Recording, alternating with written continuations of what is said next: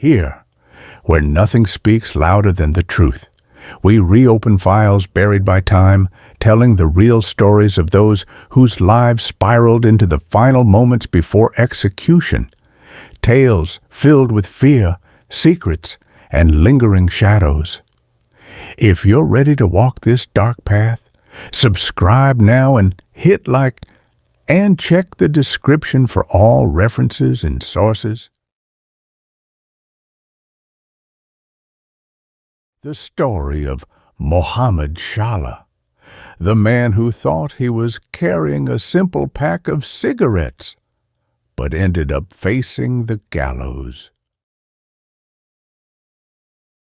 In a world full of strange stories, some tales feel almost impossible to believe. A story that begins with a pack of cigarettes and ends with a noose. This is the full story of Mohammed Shala bin Abdul Latif, a simple man, a working father who stepped into a trap he never saw coming. Mohammed was born in Singapore into a humble family. He grew up without privileges, without higher education, without opportunities. He worked wherever he could, as a driver, a cleaner, a helper, anything that allowed him to support his family. Life was tough, money was always short, hope always felt far away, until one day, a man approached him with an offer that sounded harmless, an offer that would destroy everything. Mohammed was sitting in a small neighborhood cafe when he met an old acquaintance, a man he knew, but not very well, someone familiar enough to trust, but not enough to suspect. After a short conversation, the man said, "I have a small job. Just deliver something for me. A few cigarette packs, nothing risky."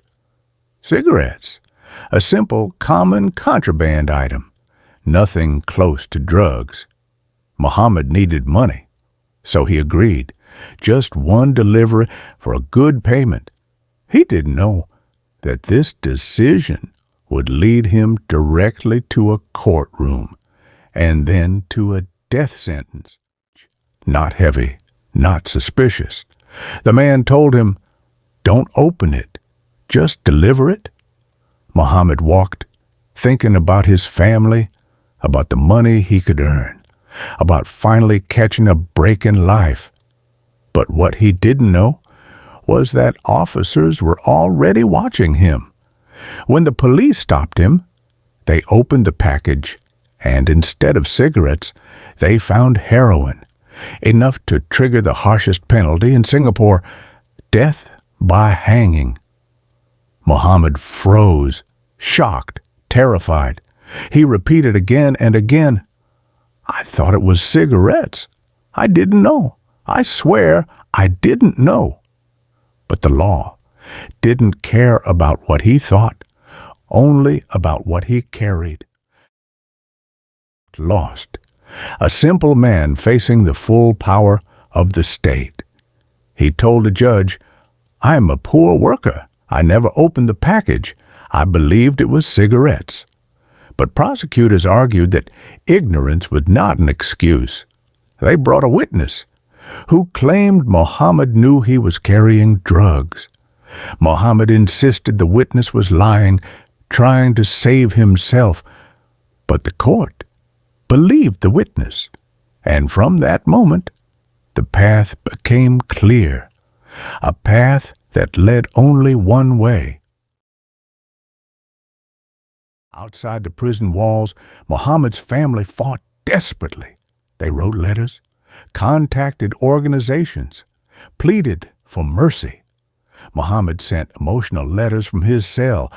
One message repeated again and again, "I didn't know. I never meant to do anything wrong." But appeals were rejected, one after another. Every door closed, until a final notice arrived. The execution date had been set. On his final night, Muhammad sat alone in his cell, thinking about his life, thinking about poverty, thinking about the one decision that changed everything.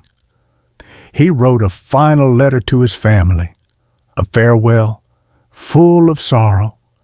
He hoped the world would remember one thing, that he was not a trafficker, but a man trapped by desperation and a terrible mistake. On the morning of the execution, Muhammad walked calmly. Perhaps he had no strength left to resist. Perhaps he simply surrendered to fate. He left behind a grieving family, children who would grow up without a father, and a story that would echo for years. His life ended, but the debate began.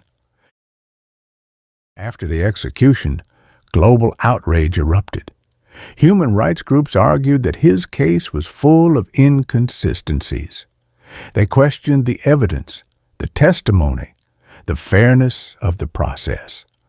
One activist wrote, "How can a man be executed for something he believed was a pack of cigarettes?"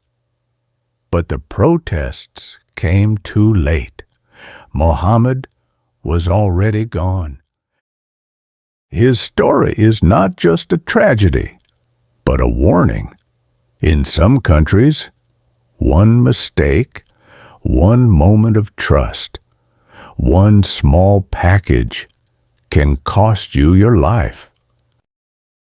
If you enjoyed this story, support us with a like and subscribe, so we can continue exploring all executions in the Arab world.